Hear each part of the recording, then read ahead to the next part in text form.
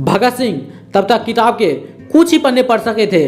उन्होंने पूछा, क्या आप मुझे एक चैप्टर पढ़ लेने देंगे? तीनों क्रांतिकारियों को फांसी के लिए तैयार करने के लिए उसकी कोठरियों से बाहर निकाल लिया गया था। भगत सिंह, राजगुरु और सुखदेव हाथ बांधे शांतियों के पीछे पीछे चलते हुए अपना मनपसंद आज़ादी का गीत गाने लगे थे।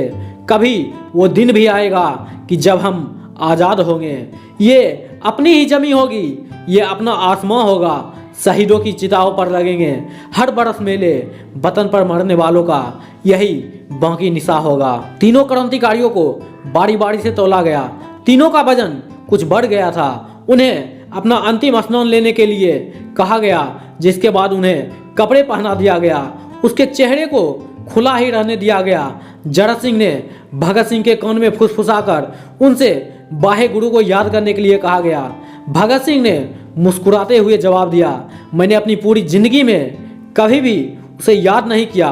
उल्टे मैं गरीबों की दुर्दशा के लिए भगवान को ही कोसता रहा हूँ। अगर मैं अब उसे प्रार्थना करूँगा तो वह कहेगा, कितना डरपोक आदमी है, मौत को सामने देखकर मुझे याद कर रहा है। बाहर सहदारी के कदमों की आहट की प्रतीक्षा करते करते शाम ढल गई, लेकिन पिछले 2 घंटों से कैदियों ने किसी को भी वहां आते जाते नहीं देखा था।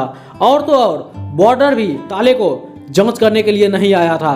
जेल की घड़ियों में 6 बजाए तो उन्हें कहीं दूर से हल्का सा शोर और भारी बूटों की आवाजें सुनाई देने लगी, और साथ ही एक जाने पहचाने मीत की मर्दमी सी आवाज भी सरफरोशी की तमन्ना अब हमारे दिल में है।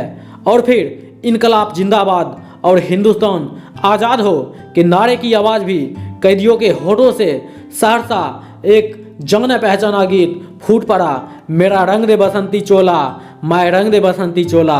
और फिर इनकलाब जिंदाबाद और साम्राज्यवाद मुर्दाबाद के नारे से लाहौर के सेंट्रल जेल के गलियारे देर तक गूंजती रही।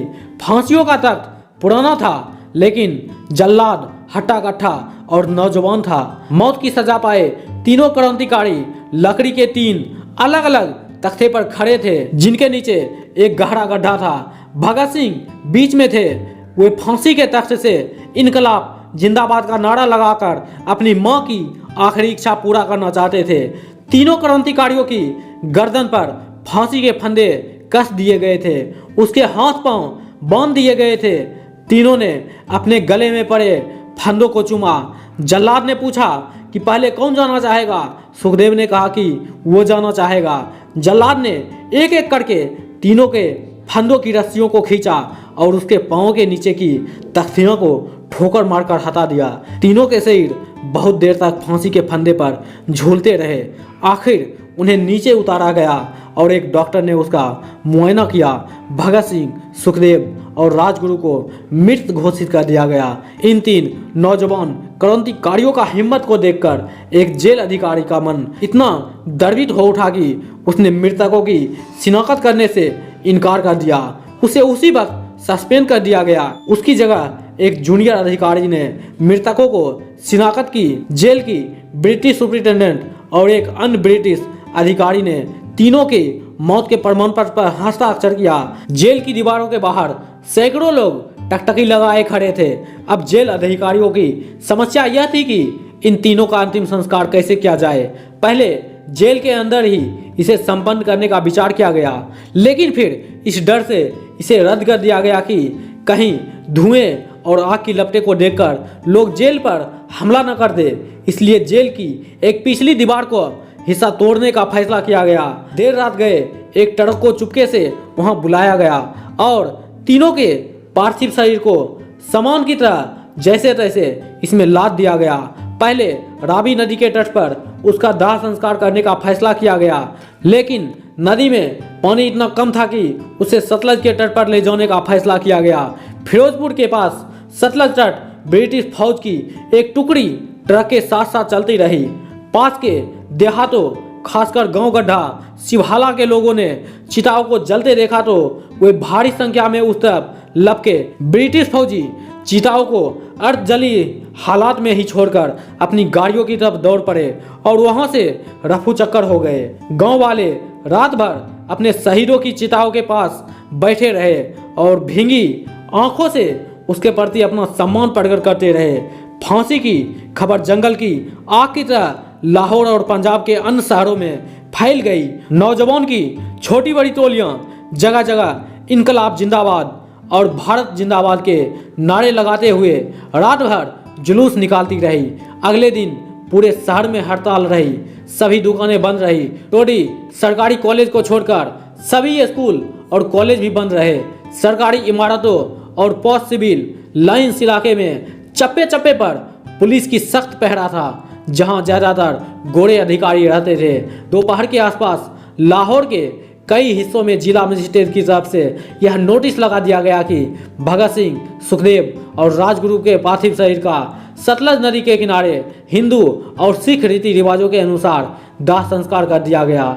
इस खबर को कई सभाओं ने चुनौती दी और सरकार पर आरोप लगाया कि शहीदों का सही तरीके से अंतिम संस्कार भी नहीं किया गया। मजिस्ट्रेट ने इन आरोपों का खंडन जारी किया, लेकिन कोई भी उन पर विश्वास करने के लिए तैयार नहीं था। नीला गुंबद में एक विशाल शोक यात्रा निकाली गई। यह जगह उस जगह से ज्यादा दूर नहीं था जहां साइड की हत्या की गई थी। 3 मील से भी लंबे इस जुलूस में हिंदू, मुसलमान और सिख हजारों की संख्या में शामिल थे। पुरुषों ने काले पट्टे बांध रखे थे, जबकि स्त्रियों ने काली साड़ियां पहन रखी थी।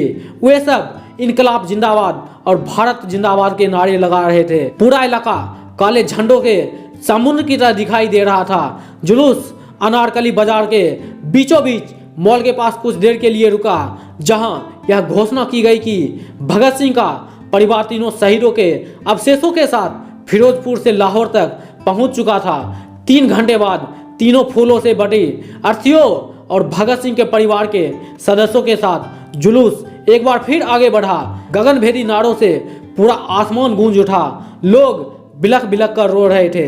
यह भी एक विचित्र विडंबना थी कि जुलूस रावी नदी के तट की तरफ लौट रहा था, वही जगह जिसे अधिकारियों ने दाह संस्कार के लिए चुना था, लेकिन फिर अपना इरादा बदल दिया था। लाहौर में एक विशाल जनसभा का आयोजन की गई, जिसमें इन फांसियों की हत्या घोषित किया गया था। जिस तरीके से शहीदों का अंतिम संस्कार किया गया था, उससे जनता बहुत ज्यादा भड़की हुई थी। एक उर्दू अखबार के जाने माने संपादक मौलाना जाफर अली खान ने मर्म स्पर्शी कविता पढ़कर जनता की आहत भावनाओं को व्यक्त किया। इस कविता में यह वर्णन था कि किस तरह अर्धजली चिताओं को खुले आसमान के नीचे लावारिस छोड़ दिया गया था। बॉर्डर जरत सिंह भारी मन और थके कदमों से धीरे धीरे अपने कमरे में पहुंचे और फूट फूट कर रोने लगा। अपनी 20 वर्ष की नौकरी में उसने बहुत सी फांसियां देखी, लेकिन भगत सिंह और उसके दोनों कॉमरेडों की तरह किसी को भी इतनी हिम्मत से फांसी के फंदे को चूमते नहीं देखा था। ब्रिटिश हुकूमत ने देश के 3 सबसे अच्छे और बहादुर नौजवानों को बड़ी क्रूरता से मौत के घाट उतार दिया था। तब बहुत कम लोग को यह एहसास था कि उसकी मौत ब्रिटिश हुकूमत का कब्रगाह साबित होगी।